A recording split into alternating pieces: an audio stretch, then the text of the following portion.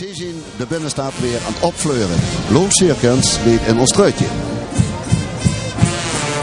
Wie zien er aankomen en geen huurt ze aankomen. Joekskapel niet om aan te huren. Het is wie het is met trom en truit is uw motto. En wie nu had niet kent, die is de laatste jaren op een onbewoond eiland geweest. Want nu had bestaat al 31 jaar.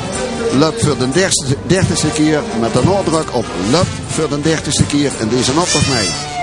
Dit jaar hebben ze voor de 5e keer nappers op de proms gedaan.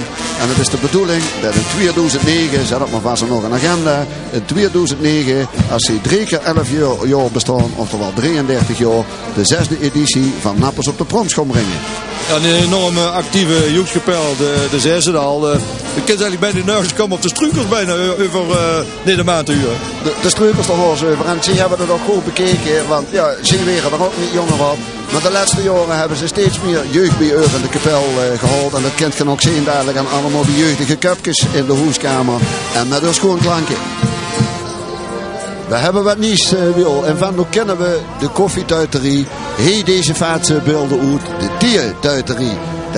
Dat is een nieuwe variatie op het thema koffietuiterie. Koffietuiterie die iedere dinsdag voor de boerenbroelof plaatsvindt in de Maasboer. Ja, het grensje zit toch fantastisch.